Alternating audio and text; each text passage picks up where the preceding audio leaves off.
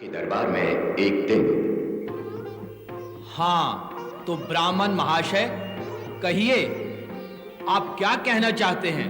महाराज, मुझे पाटलिपुत्र के महाराजा ने एक बार प्रसन्न होकर 4 बहुमूल्य रत्न दिए थे। अच्छा, मैंने वे रत्न अपने मित्र सुनार को दिए थे कि यहाँ आकर मेरी पत्नी को दे दे। इस पर इतना विश्वास था तुम्हें? हाँ महाराज, और यही मुझसे भूल हुई। ये सुनार मेरा बचपन का मित्र है, पड़ोसी भी है। इस पर मैंने विश्वास किया, सोचा 4 रत्न मेरी पत्नी को लाकर दे देगा। और अब तुम्हारा यह कहना है कि इसने वह रत्न तुम्हारी पत्नी को नहीं दिए? तुम्हें नहीं दिए वह रत्न? नहीं महाराज, रत्न देना तो दूर, इसने मुझे ये तक नहीं बताया कि पाटलिपुत्र में ये मेरे पति से मिला था। ये झूठ कहती है महाराज। तुम चुप रहो। एक बात बताइए ब्राह्मण देवता, जब कुछ ही दिनों बाद आप स्वयं घर लौटने वाले थे तो आपने यह रत्न इसके हाथ क्यों भेजे? तब मुझे नहीं पता था कि मैं इतनी जल्दी घर लौट सकूंगा। छोटे राजकुमार की शिक्षा बाकी थी और मुझे विश्वास भी नहीं था कि पाटलिपुत्र के महाराज मुझे इतनी शीघ्र जाने देंगे। चलो मान लेते हैं। हाँ तो सुनार जी, इस ब्राह्मण ने जो तुम्हारा बचपन का मित्र है आपको पाटलिपुत्र में 4 रत्न दिए थे?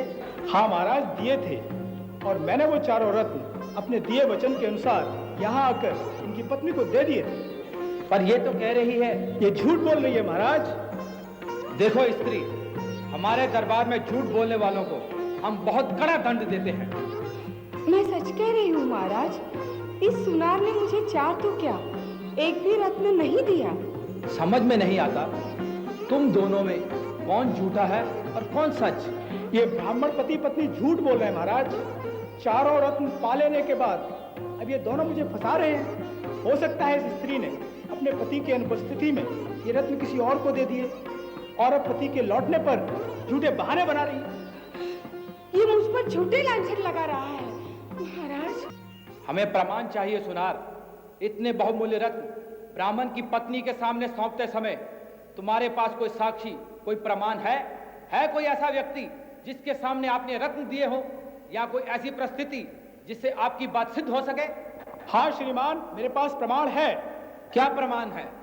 मेरे पास 4 ऐसे साक्षी हैं जो इस बात का समर्थन करेंगे कि पाटलिपुत्र से लौटने के बाद मैंने वो रत्न अपने मित्र ब्राह्मण की पत्नी को सौंप दिए थे। प्रमाण प्रस्तुत किए जाएं। महाराज की जय हो। कौन हो तुम? मैं मुनीम हूँ महाराज, नगर सेठ रतनपाल का मुनीम। तुम इस विषय में क्या जानते हो? महाराज, सुनार ने जब ब्राह्मण की पत्नी के हाथ में रत्न दिए थे तब मैं इसके साथ था। वे रत्न मेरे सामने दिए थे सुनार ने। ये झूठ बोल रहा है महाराज। तुम बीच में मत बोलो। ठीक है, दूसरा साक्षी कौन है?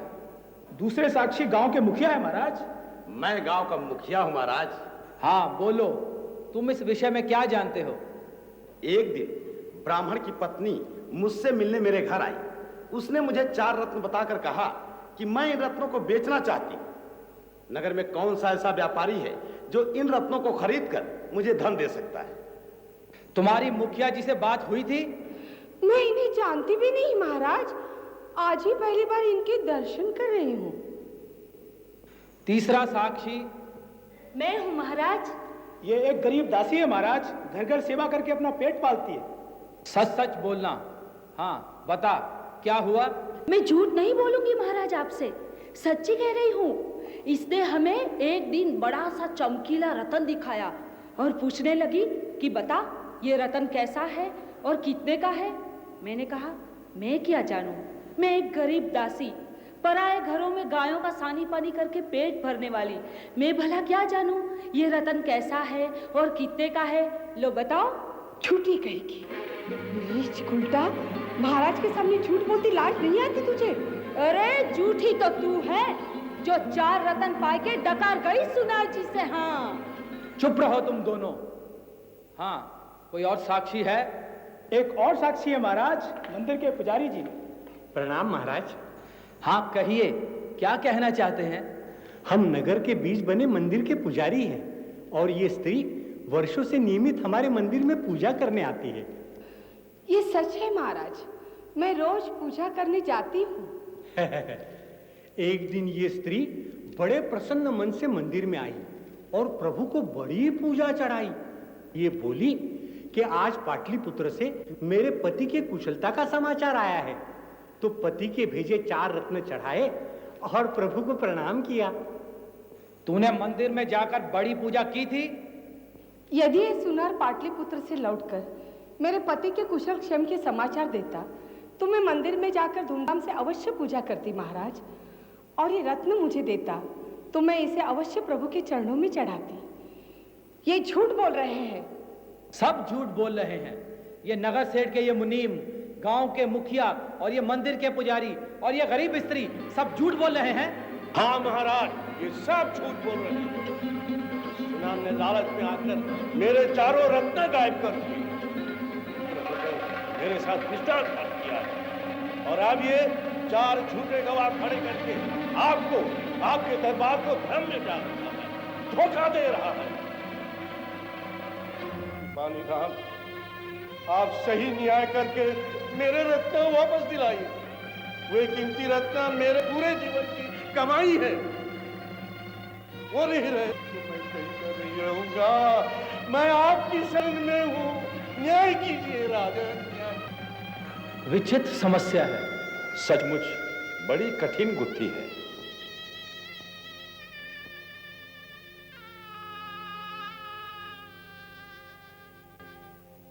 मैं इस विषय में आप सब के विचार जानना चाहूंगा। आप सब इस विषय में क्या सोचते हैं? मेरे विचार से यह ब्राह्मण झूठ बोल रहा है। जरा सोचिए, माना कि यह ब्राह्मण बड़ा विद्वान है, पर केवल संस्कृत पढ़ाने के लिए कोई भी इन्हें कीमती 4 रत्न क्यों दे देगा? अरे यदि सुनार को झूठ ही बोलना होता तो वो ये भी कह सकता था कि पाटलिपुत्र में मुझे ब्राह्मण ने कोई रत्न दिए ही नहीं। जरा सोचिए तो, ये मुनीम जी, गांव के मुखिया, मंदिर के पुजारी जी, इतने प्रतिष्ठित लोग झूठ क्यों बोलेंगे? और ये गरीब दासी, इसका क्या स्वार्थ? यह बेचारी क्यों झूठ बोलेगी? मेरे विचार से इस सुनार को फंसाने के लिए इस ब्राह्मण ने अपनी पत्नी के साथ मिलकर यह सारा प्रपंच किया है।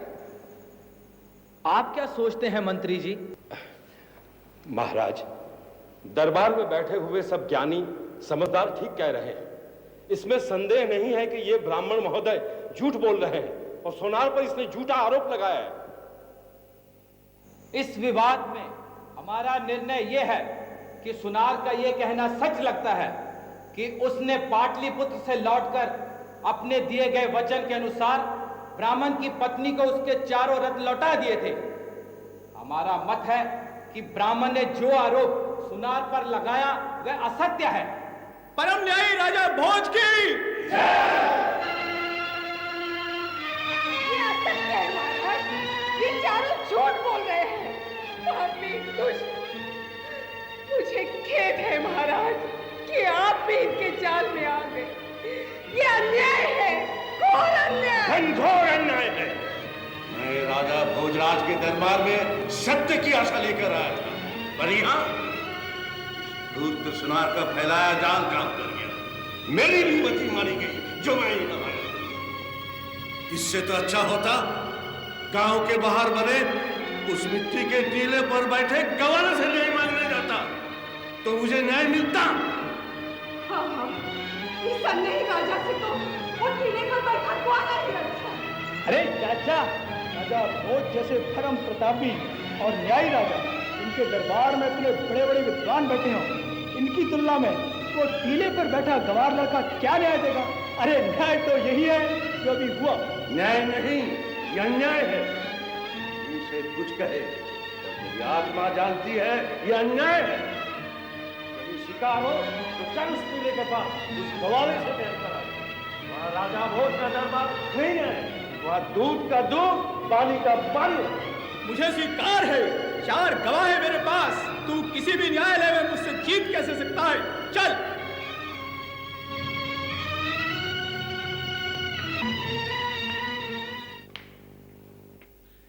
ये क्या सुन रहा हूं मैं? ये कौन सा टीला है? ये कौन सा ग्वाला है? किसका न्याय हमसे अधिक बड़ा है? कहां गए हैं ये सब लोग? महाराज, आपसे बढ़कर तो कोई क्या न्याय करेगा? परंतु पिछले दिनों से नगर से दूर एक गांव में विचित्र घटना हो रही है। वहां एक अनपढ़ भोला गरीब ग्वाला है।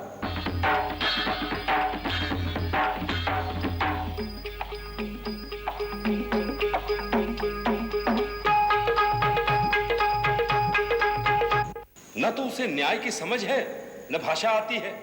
गांव के बाहर एक मिट्टी का ऊंचा सा टीला है।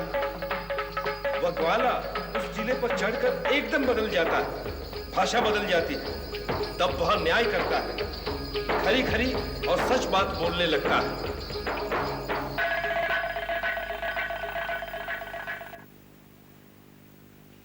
अन्याय की आंधी बह रही है, सत्य जगह जगह अपमानित और ठुकराया जा रहा है। कौन है दोषी? राजा है दोषी। राजा भोज है दोषी।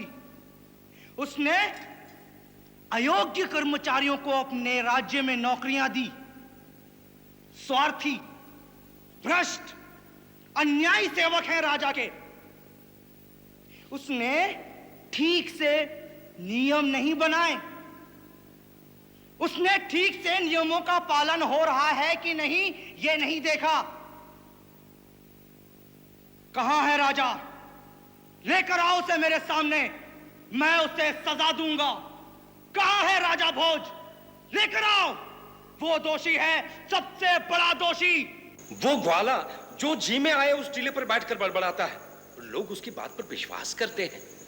वे अपनी समस्या का उचित न्याय पाने के लिए यहां आने की बजाय वहां जाना पसंद करते हैं। हम भी जाएंगे, आज ही जाएंगे। देखेंगे वह लड़का कैसे न्याय करता है, क्या न्याय करता है।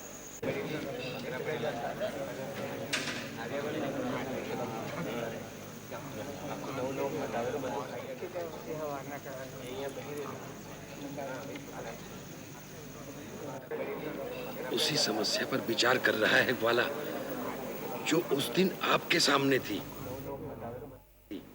हाँ, तो तुम चारों हो गवाही देने वाले। ठीक, तुम लोगों ने इस ब्राह्मण की पत्नी के पास वो रत्न देखे थे या बिना देखे ही गवाही देने आ गए? ऐसा करो, तुम सब उस पेड़ के पास जाकर खड़े हो जाओ। मैं एक एक को बुलाऊंगा, तब आना। जाओ।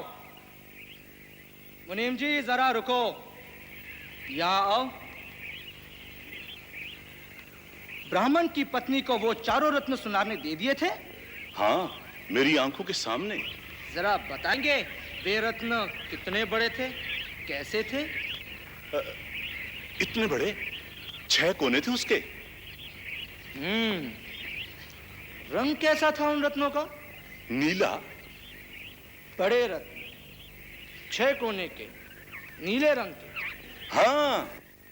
आप इधर एक तरफ खड़े हो जाइए। दूसरा गवाह। अरे ओ मुखिया जी, अरे ओ मुखिया, चल इधर आ।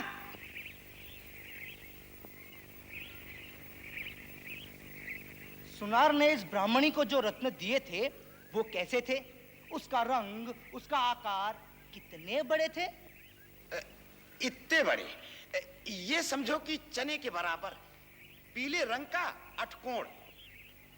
अठकोण, पीले रंग के, चने बराबर। ठीक से याद है ना? मैंने अपनी आंखों से देखे। तो ठीक है, उधर खड़े हो जाओ।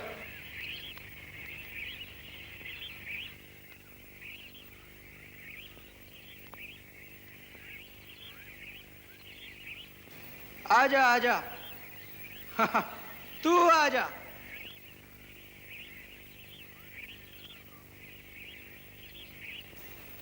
तूने देखे थे ना रत्न ब्राह्मणी के पास? हाँ, देखे थे ना। कैसे थे? इतने सुंदर कि क्या बताऊं, मेरी तो आंखें फटी की फटी रह गई। कैसे लगते थे, हमें भी बताना।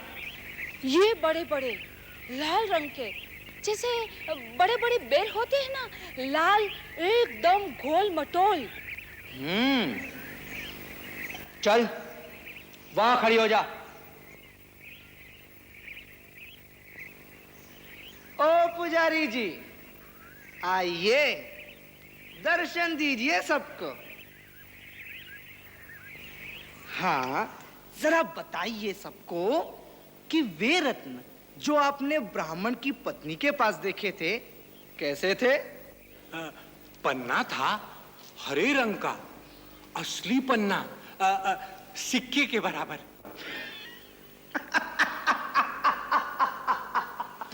झूठे, नीच, पाखंडी, दूसरों की संपत्ति हड़पने वाले, क्या हो गया है संसार को?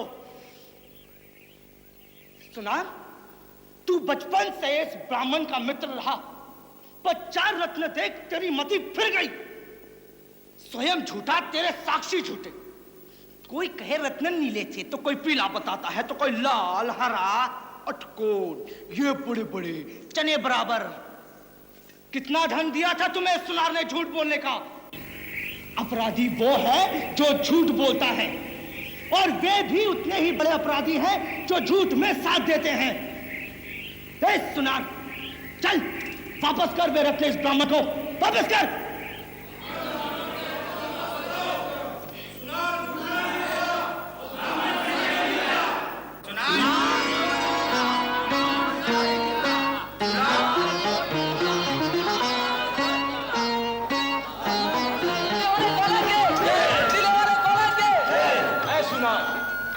रुको महाराज। हाँ, ग्वाले ने न्याय तो कर दिया, पर दंड तुम्हें नहीं दिया। वह ये गरीब ग्वाला नहीं दे सकता, पर हम दे सकते हैं। मंत्री जी, जी महाराज, कल इसे हमारे सामने प्रस्तुत करें, कड़े से कड़े दंड के लिए। वाह,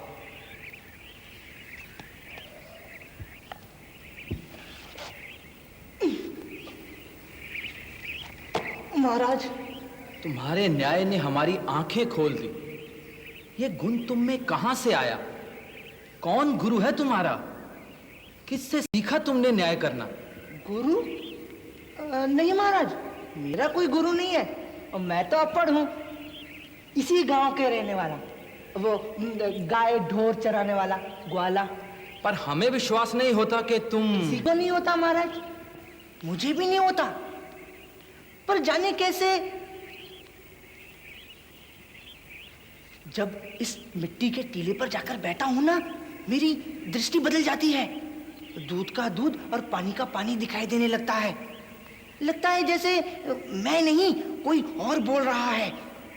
ये टीला बोल रहा है या कोई शक्ति आ गई हो मुझ में। शक्ति? हाँ, इस टीले पर चढ़ने के बाद न्याय की भावना ही नहीं, न्याय करने की शक्ति भी मुझ में जाग उठती है। शब्द सूझते हैं, दोष दिखाई पड़ने लगते हैं। लगता है सत्य मेरी मुट्ठी में आ गया। मंत्री जी, इस टीले में अवश्य कोई रहस्य है। केवल रहस्य ही नहीं, बहुत बड़ा चमत्कार भी है स्वामी। चमत्कार इस मिट्टी के टीले में छुपा है। खोदिए इस टीले को। हम जानना चाहते हैं कि ऐसा क्या कारण है कि इस मिट्टी के टीले पर बैठने के बाद एक अपर व्यक्ति को न्याय करने की ऐसी अपार योग्यता और शक्ति मिल जाती है। कोई रहस्य अवश्य है इस टीले में। यह हमारी आज्ञा है कि इस टीले को खोदा जाए। अरे सुनो रे जवानों, वक्त को पहचानो। जब तक है दम में दम करो उद्यम। अरे जम के करो भाइयों, जम के परिश्रम। जब तक है दम में दम करो उद्यम। यहाँ ढूंढेगा जो वो पाएगा, जो देर करेगा पछताएगा। यहाँ सोएगा जो वो खोएगा, यहाँ बैठेगा जो वो रोएगा। अरे जल्दी करो जिंदगी है कम। जब तक है दम में दम करो उद्यम। महाराज, वो 32 पुतलियों वाला सिंहासन आपकी कीर्ति और यश के अनुरूप आप ही के लिए मानो बना है। शीघ्र ही शुभ मुहूर्त निकालकर आप वो सिंहासन पर विराजें। इसके लिए शुभ मुहूर्त पंडित जी ही बताएंगे। मैंने नए सिंहासन पर आपके विराजमान होने का मुहूर्त निकाल लिया महाराज। वो शुभ घड़ी कल ही है, कल प्रातः।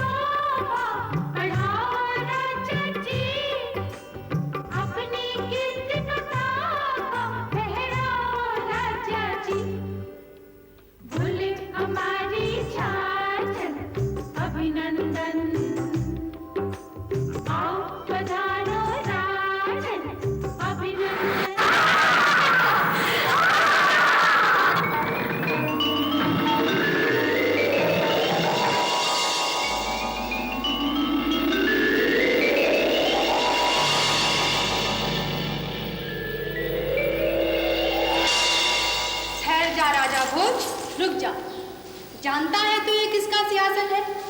वीर विक्रमादित्य का, महान सम्राट वीर विक्रमादित्य का सिंहासन है। तू इस पर बैठना चाहता है? यदि तू विक्रम जैसा वीर, परम न्यायी, बुद्धिमान और दानी हो तभी इस सिंहासन की ओर पैर बढ़ाना, अन्यथा नहीं। सोच क्या रहे हो राजा भोज? सुनो, मैं तुम्हें वीर प्रतापी राजा विक्रम की महानता की एक कहानी सुनाती हूँ। सबसे पहले मुझे बताना होगा कि विक्रमादित्य थे कौन। नाम तो तुमने सुना ही होगा, पर शायद उनके जीवन चरित्र को नहीं जानते। इंद्रलोक में एक अप्सरा है, नाम है मोहिनी। अत्यंत सुंदर, नृत्य में प्रवीण, बड़ी कुशल।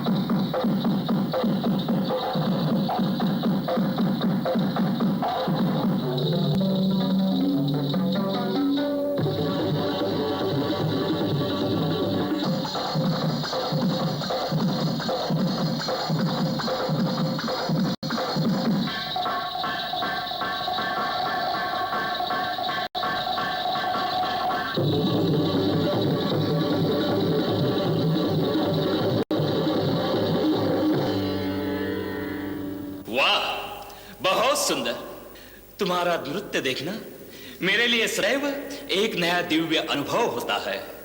केवल प्रशंसा ना कीजिए, मेरे दोष भी बताइए जिससे मैं अपनी कमियां दूर कर सकूं। तुम्हारे नृत्य में मुझे कोई कमी दिखाई नहीं देती, पर हाँ, नृत्य के सबसे बड़े निर्णायक, सही पहचान करने वाले कोई है तो वे है नटराज शिवशंकर। यदि मैं उनके दर्शन कर पाती।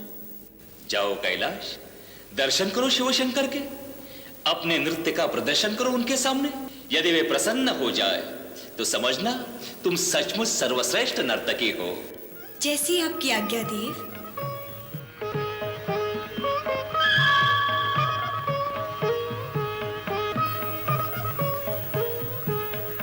मोहिनी, सुनो मोहिनी, मोहिनी, ओ मोहिनी। क्या है? तुम कहाँ जा रही हो? कैलाश पर्वत। क्यों? भगवान शिव शंभू को अपना नृत्य दिखाने। क्यों? आवश्यकता क्या है? इंद्र देवता की आज्ञा है। वापिस कब आओगी? जब शिव शंभू आज्ञा देंगे। मुझे तुमसे बात करनी है। कोई बात नहीं करनी। सुनो मोहिनी, सुनो मोहिनी। जाने दो मुझे। अरे मैं कह रहा हूँ, रुक नहीं रही है। छोड़ो, ये क्या कर रहे हो? छोड़ो मुझे। चलो, तुम कैलाश चली जाओगी तो इंद्रलोक सूना हो जाएगा। ये अच्छी बात नहीं है इंद्रपुत्र। यदि तुम्हारे पिता को पता चला कि तुमने मुझे रोक लिया है तो वे बड़े क्रोधित होंगे। उन्हें पता कैसे चलेगा? वे तो 15 दिनों के लिए विष्णु लोक गए हैं। जो भी हो, छोड़ो मुझे। चलो मेरे साथ। छोड़ो। मैं तुझे एक सुंदर सा स्थान दिखाना चाहता हूँ जो विश्वकर्मा जी ने विशेष रूप से मेरे लिए बनाया है। लौट कर देखोगे इंद्रपुत्र, मुझे अभी छोड़ दो। नहीं, चलो मेरे साथ।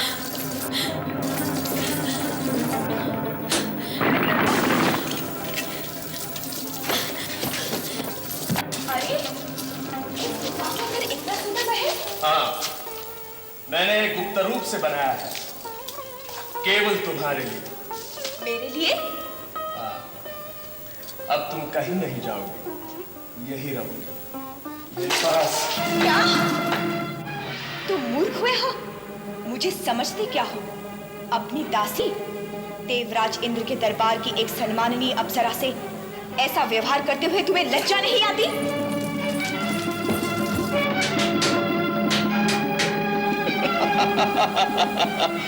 यही है मेरे मित्र विश्वकर्मा जी का चमत्कार। केवल मेरी ही ताली से ये द्वार खुलेगा। दुष्ट! अब तुम कहीं नहीं जाओगे, तुम सदा यही रहोगे मेरे पास। इसी तरह कुछ दिन बीत गए। एक दिन देवराज इंद्र ने मोहिनी का समाचार जानने के लिए शिवलोक में अपने एक दूत को भेजा। लौटकर दूत ने बताया कि मोहिनी तो कैलाश पहुंची ही नहीं। यह सुनकर इंद्र चौंक गए। ऐसा कैसे हो सकता है? कहाँ गई मोहिनी? कैलाश नहीं पहुंची तो गई कहाँ? किस दुष्ट ने उसका अपहरण किया? चारों तरफ खोज करो, पता चलाओ। जिस दुष्ट ने अपराध किया होगा उसे कड़ा दंड मिलेगा। महाराज, सच बोलने के लिए क्षमा करें तो हम बता सकते हैं वो अप्सरा कहाँ है। कहाँ है? राजकुमार जी ने गुप्त स्थल पर मोहिनी को बंदिनी बनाकर रखा है। कहाँ है वो जगह?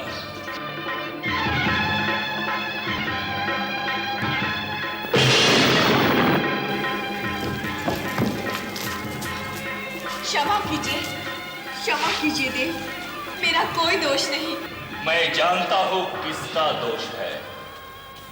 नीच, दुष्ट, तूने मेरा ही नहीं शंकर शिव शंभु का भी अपमान किया है। मेरी आंखों के सामने से चला जा तू। मूर्ख, गधे, जा। मैं तुझे श्राप देता हूं। तू अनंत काल तक मृत्युलोक में एक गधे का जीवन जीता, वही कष्ट सहकर सेवा करता रहेगा। इसी क्षण से गधा हो जाएगा तू, गधा।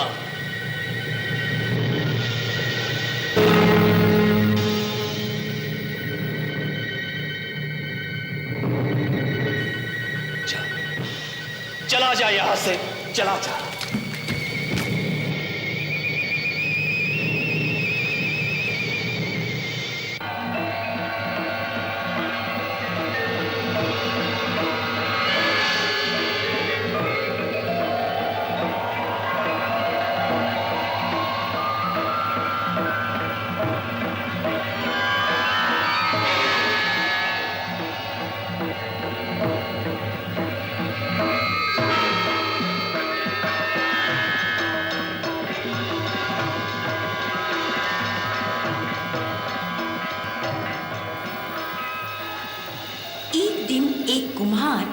जिसका गधा खो गया था, ढूंढते हुए वहां से निकला।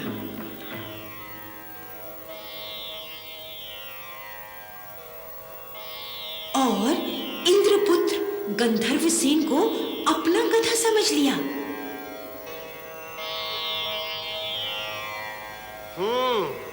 हम वहां ढूंढ रहे हैं और ये यहाँ घास चर रहे हैं। चल चल चल चल।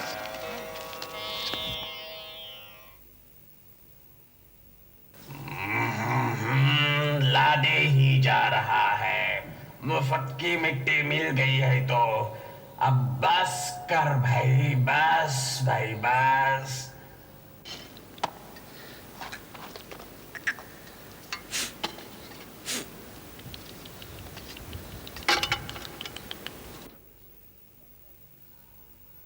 चल चल। हाँ, चल रहा हूँ, जान मत खा।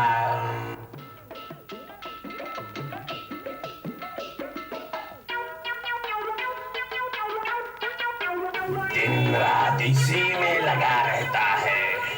ये तो बना बना कर रख देगा, दोना मुझे पढ़ेंगे। इंद्रपुत्र गंधर्व सेन तो श्राप भुगतते हुए गधे का जीवन जी रहा था, पर उधर इंद्र की पत्नी इंद्राणी अपने पुत्र का बिछोह कब तक सहती।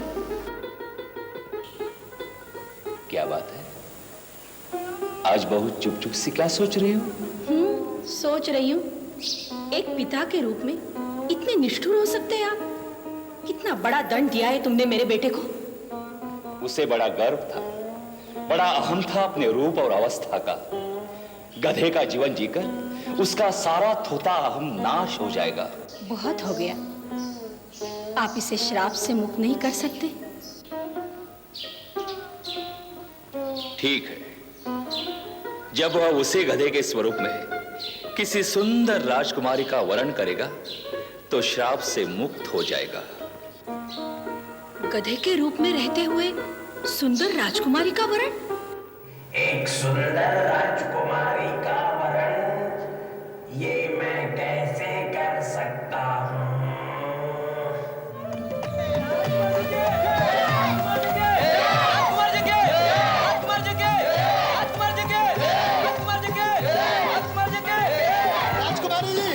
राजकुमारी जी, राजकुमारी जी, मेरी एक छोटी सी भेंट स्वीकार कीजिए।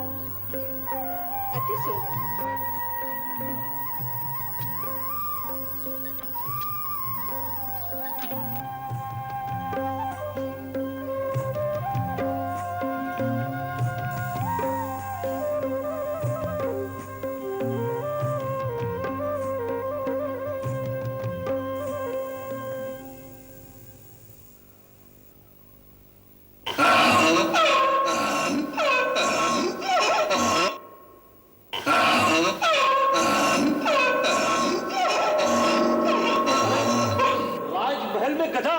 गधे, ये राजमहल है, कुमार का करने। चल चल निकल।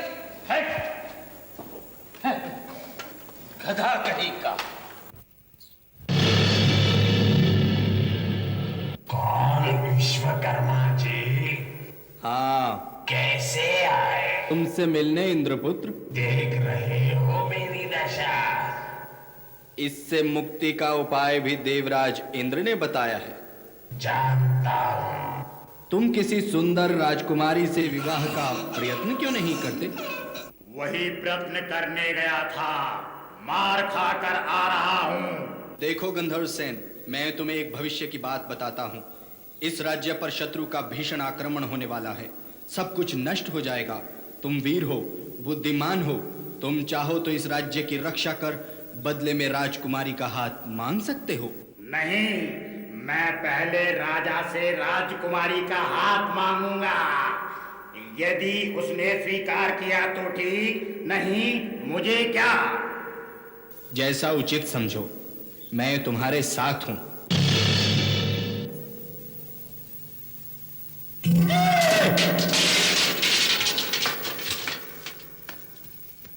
ये क्या किया तूने? कान छोड़ दे मेरा। नहीं छोड़ूंगा। मैं कह रहा हूं कान छोड़ दे मेरा, नहीं तेरी ये सारी मटकियां फोड़ दूंगा। कौन बोला? किसकी आवाज है? मेरी आवाज है, मैं बोल रहा हूं, सुन मेरी बात। ये तू बोला? हाँ, कल तुम इस नगरी के राजा से मिलने जाओगे। क्यों? उससे कहना कि मेरा गधा तुम्हारी लड़की से विवाह करना चाहता है। क्या मेरे गधे में कोई भूत पलीत घुस गया है? हाँ, बोलो, आज्ञा करो गधे महाराज।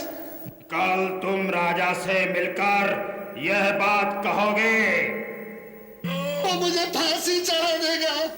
कहोगे, नहीं तो सब कुछ नष्ट भ्रष्ट कर तुम्हें भस्म कर दूंगा। कहूंगा।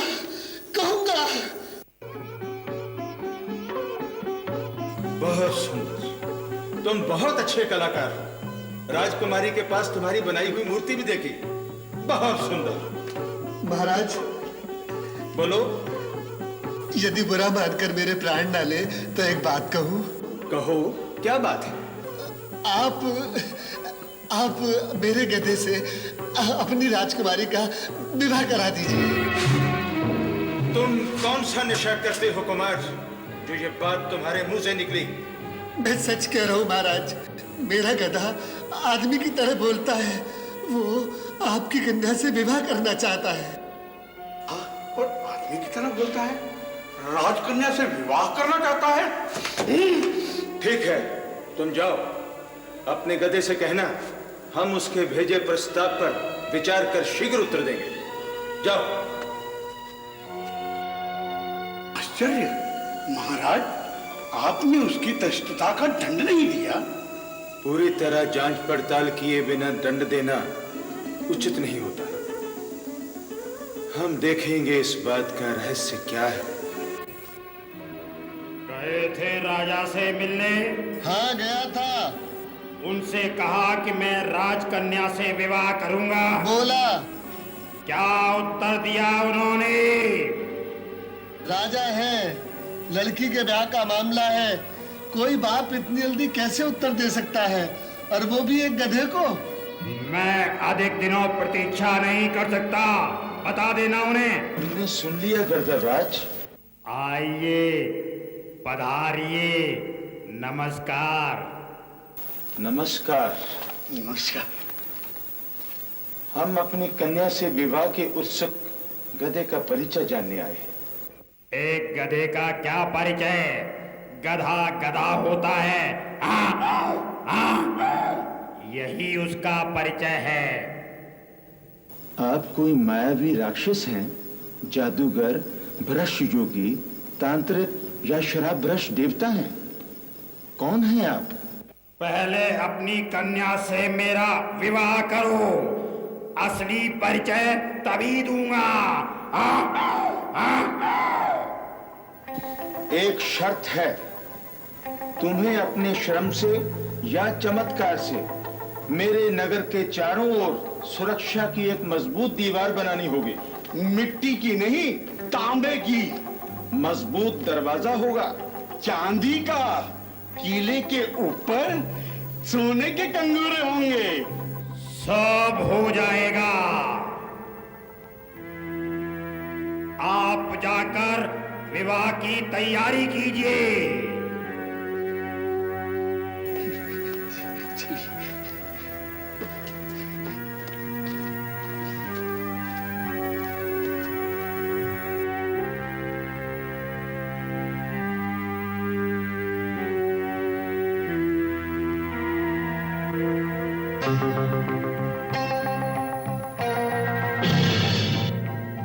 आइए विश्वकर्मा जी, मैं वचन दे चुका हूँ, रात भर में यह किला बन जाना चाहिए। सब कुछ तुम पर निर्भर है। बन जाएगा, चिंता मत करो। तांबे का होगा वह किला, उसका दरवाजा चांदी का होगा, उस पर कंगूरे सोने के होने चाहिए। रात भर में पूरा काम हो जाएगा।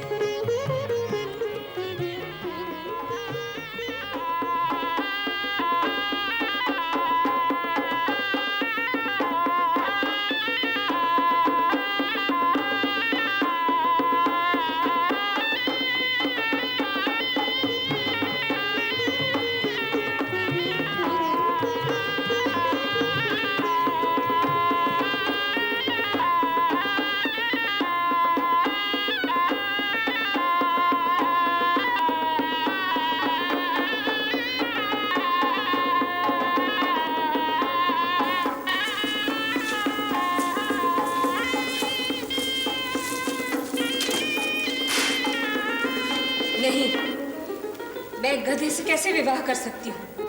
तुमसे विवाह करने के बाद मैं गधा नहीं रहूंगा, सुंदरी। ये मेरे जीवन का प्रश्न है गधे।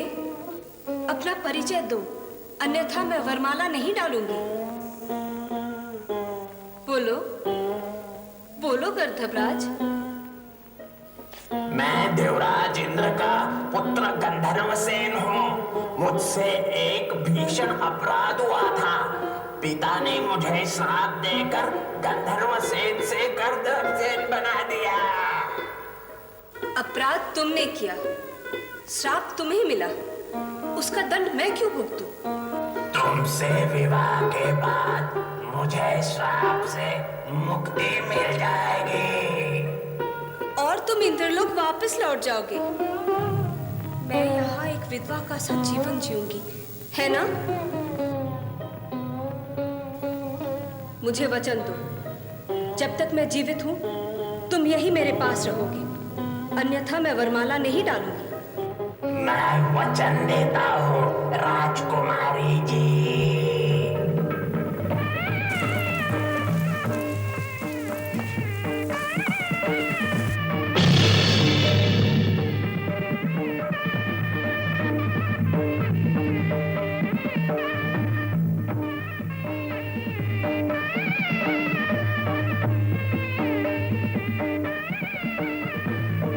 विवाह के उपरांत इंद्रपुत्र को 3 संतानें हुई। एक का नाम था विक्रम, दूसरे का भरधरी, तीसरे का प्रभाव। हमारे सम्राट विक्रमादित्य इंद्र के वंशज थे। यह तो हुई उनके जन्म की कहानी। अब समय बहुत हो गया है। कल मैं तुम्हें विक्रमादित्य की राजा बनने की कहानी सुनाऊंगी।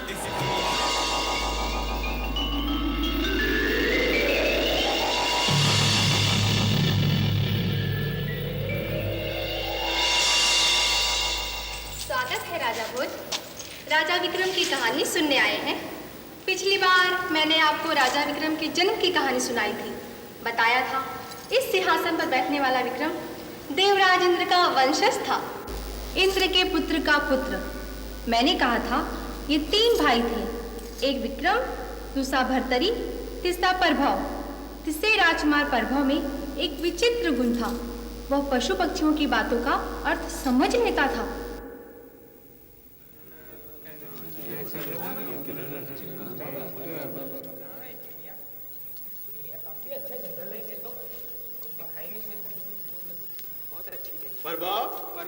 प्रभाव क्या है? आप हमें भी सिखाना चिड़ियों की बोली। ये क्या बोलती हैं, कैसे बोलती हैं?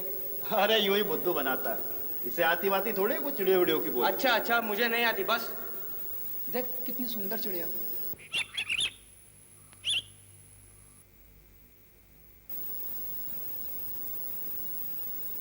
क्या बात है, तू इतना उदास क्यों हो गया? ये सुंदर चिड़िया अभी इस जंगल में नहीं रहेगी। सबसे कह रही है चलो अब यहाँ से उड़ चले। क्यों, जरा पूछो ना उससे। ठहरो, पूछता हूँ। हाँ।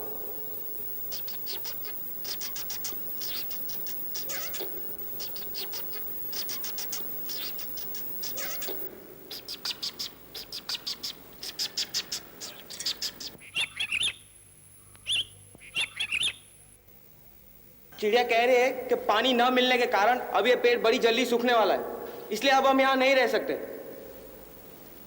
इसे कहना कि पानी डालकर हम तेरा पेड़ हरा भरा करा देंगे, तू यहीं रह।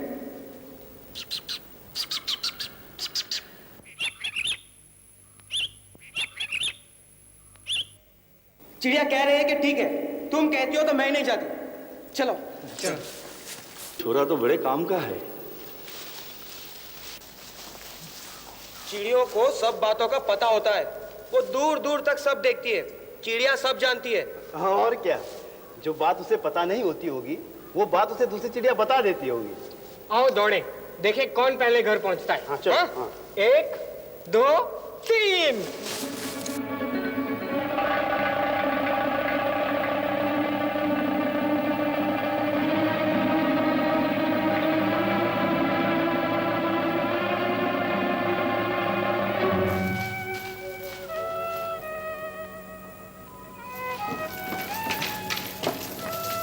गुरुजी, प्रभव नहीं आया अभी तक? आता ही होगा, वन में घूमने गए हैं लड़के।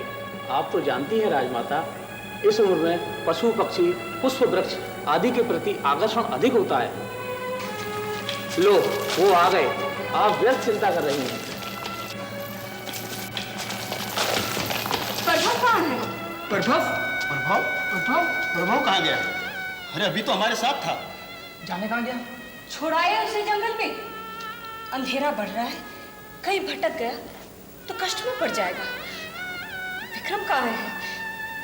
विक्रम, विक्रम, विक्रम। हाँ माँ। विक्रम, प्रभव जंगल में कहीं भटक गया है, उसे जरा ढूंढ के ले आओ। कुछ चिंता मत कर माँ, मैं उसे अभी ढूंढ कर लाता हूँ। जरा संभल के जाना और जल्दी लौटना।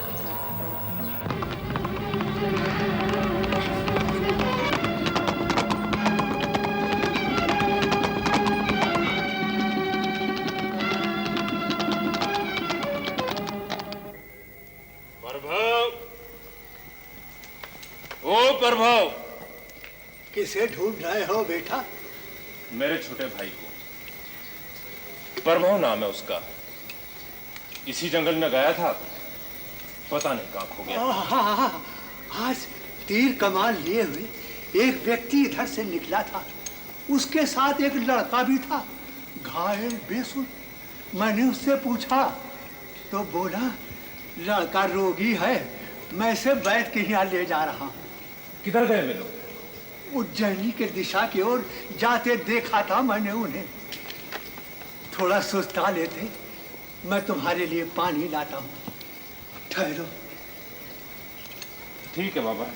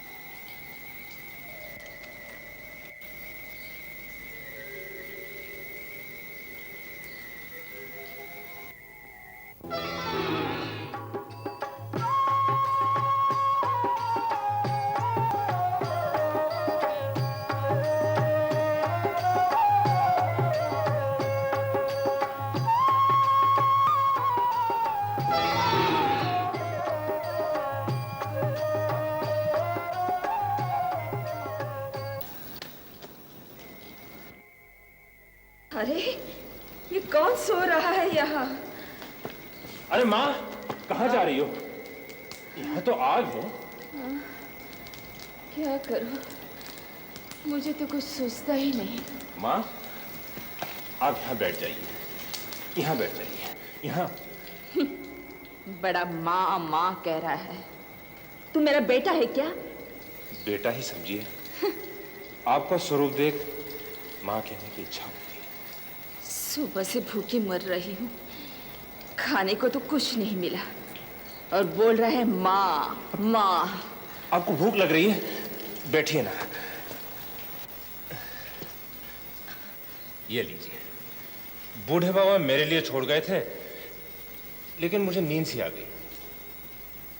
ये मैं नहीं खाती, इससे मेरी भूख नहीं मिटती।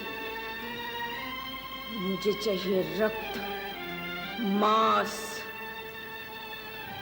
तो क्या मैं आपके लिए शिकार करके लाऊं? नहीं, मुझे मनुष्य का शरीर चाहिए, तुझ जैसे स्वस्थ पुरुष का शरीर।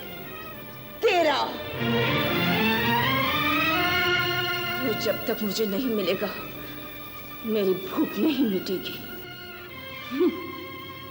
सब माँ माँ करते हैं, बेटे बनते हैं। माँ की भूख मिटाने को कोई आगे नहीं आता। धिक्कार हो उस बेटे पर जिसकी माँ भूखी हो और वो देखता रहे। लो, मेरा शरीर लो। चलो तलवार, मैं आपका आहार हूं माँ। चलाओ तलवार।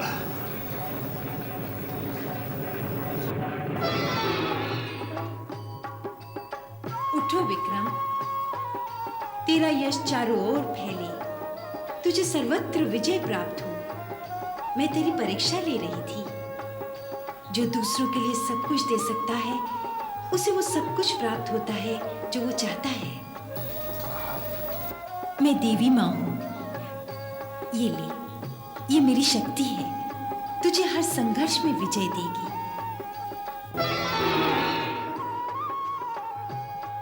मैं अपने भाई की खोज में निकला था माँ, वो मुझे मिल जाएगा ना? क्यों नहीं? तू प्रयत्न करे और तेरा काम पूरा ना हो, ऐसा हो सकता है कभी?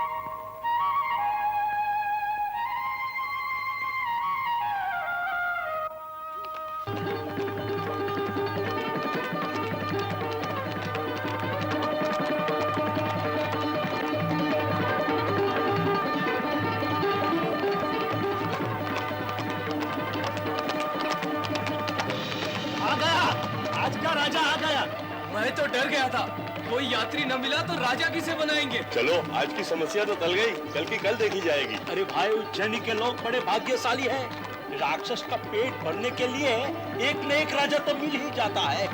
चलो तैयार हो जाओ आज के राजा का स्वागत करने।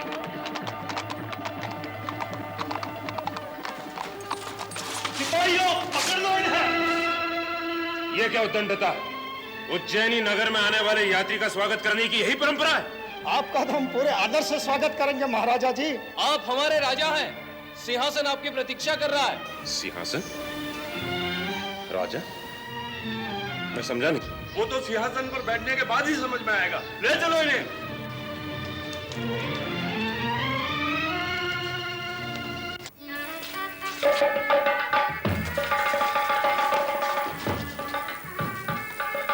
पगड़ी ला रहे राजा की। राजा है।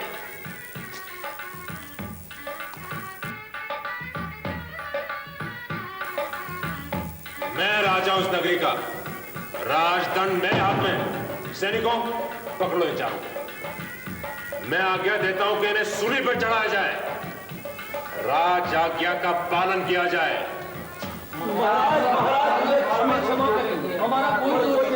मेरा निवेदन सुनिए महाराज। कौन हो तुम? मैं आपका मंत्री हूँ। मैं आपको मंत्री पद से हटा देता हूँ।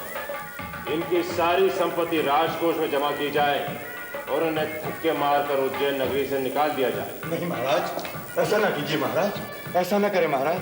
अगर अपने प्राणों की रक्षा चाहते हैं तो सच बताइए, सच बताइए कि एक अपरिचित अनजान परदेशी को राजा बनाने का क्या कारण है?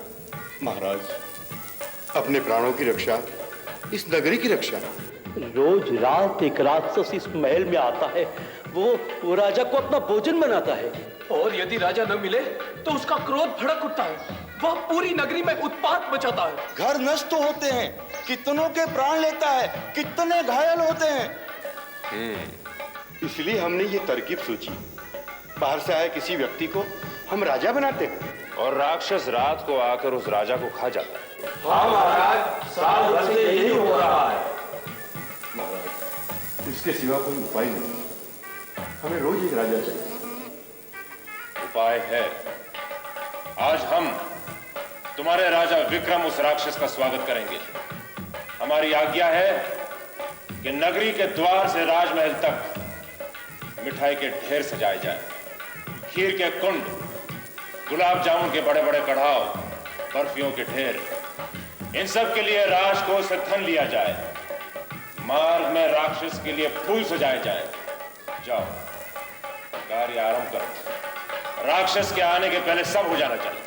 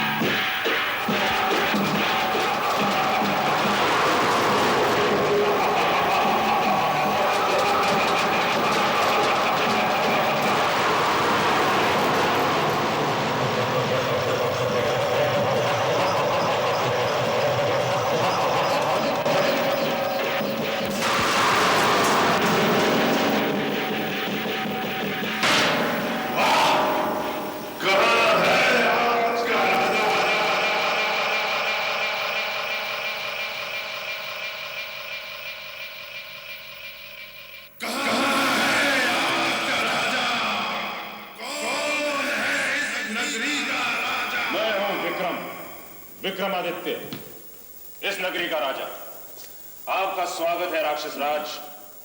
यदि सबसे आप संतुष्ट ना हो तो मेरा शरीर प्रस्तुत है, पर यह न भूलिए, इस नगरी का राजा होने के नाते आक्रमण करने वाले से लड़ना मेरा कर्तव्य है, मेरा धर्म है। मैं तुझसे बहुत प्रसन्न हूं राजा। मैं राक्षस नहीं, एक बेताल हूं। नाम है मेरा अघिया बेताल। जैसे आज तूने मुझे तृप्त किया है, यदि रोज इसी तरह खिला पिलाकर प्रसन्न कर दिया करे तो मैं तुझे नहीं खाऊंगा। आपको प्रसन्न कर मुझे भी बड़ी प्रसन्नता होगी। ये लीजिए ना। मैं ये जानने के लिए बहुत उत्सुक हूं कि आप कौन हैं, क्या हैं? देख मेरा चमत्कार। मैं छोटा हो सकता हूं, गायब हो सकता हूं, कहीं भी प्रकट हो सकता हूं। मैं विराट बन सकता हूं, सारे ब्रह्मांड में कहीं भी जा सकता हूं। मैं बहुत शक्तिशाली हूं। मेरा सेवक बनके रहेगा राजा तो बड़ा सुख पाएगा। तो आप ब्रह्मांड में कहीं भी जा सकते हैं, आप देवी देवताओं के पास भी जा सकते हैं। क्यों नहीं? ब्रह्मा से तो मैं रोज ही मिलता हूं, कभी कभी शिवजी और विष्णु के पास भी जाता हूं और देवी देवताओं से भी मिलता हूं। अच्छा, तो मेरा एक काम करेंगे? हाँ कहो। मैंने कहा ना, मैं तुम पर प्रसन्न हूं। ब्रह्मा से पूछकर बताइए ना कि मेरी आयु क्या है, और हो सके तो उसमें कुछ वर्ष बढ़वा दीजिए। मनुष्य की आयु बढ़ाने और घटाने के लिए मैंने जब भी ब्रह्मा से बात की, उनका एक ही उत्तर था, मैं मनुष्य की आयु निश्चित करता हूं, उसे बढ़ाना या घटाना मेरे वश की बात नहीं। ब्रह्मा क्या, मनुष्य की आयु में तो विष्णु और महेश भी कमी नहीं कर सकते। जब ब्रह्मा, विष्णु और महेश भी मेरी आयु में कमी नहीं कर सकते आज्ञा बेताल, तो तू क्या करेगा? समझ।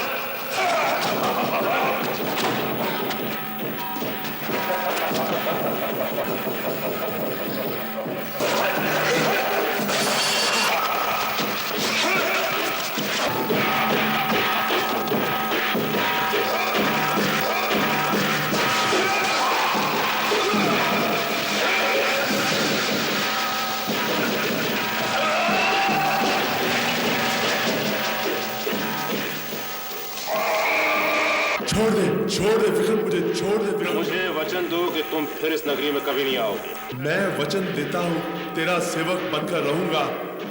मैं तेरी आज्ञा का पालन करूंगा। जो तू कहेगा मैं स्वीकार करूंगा, और तू जहां भी कहेगा तेरी सेवा में प्रकट हो जाऊंगा।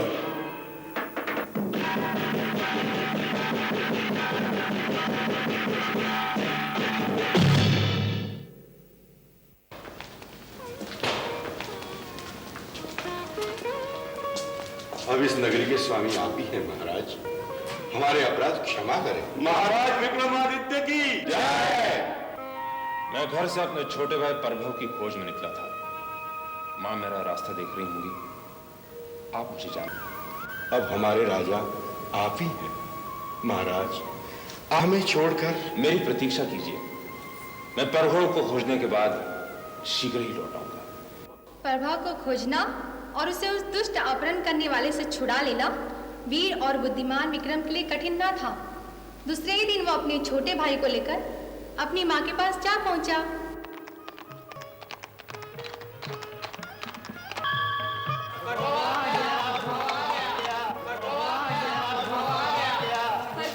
हाँ आ गया। माँ, बेटे प्रभव, ले आया इसे। मैं जानती थी तू इसे अवश्य ढूंढ कर ले आएगा। एक बात और हो गई है मां, मैं, क्या नाम है उस नगरी? हाँ, उज्जैनी। क्या हुआ वहाँ? मैं वहां का राजा बन गया हूँ मां। राजा बन गया है? सच?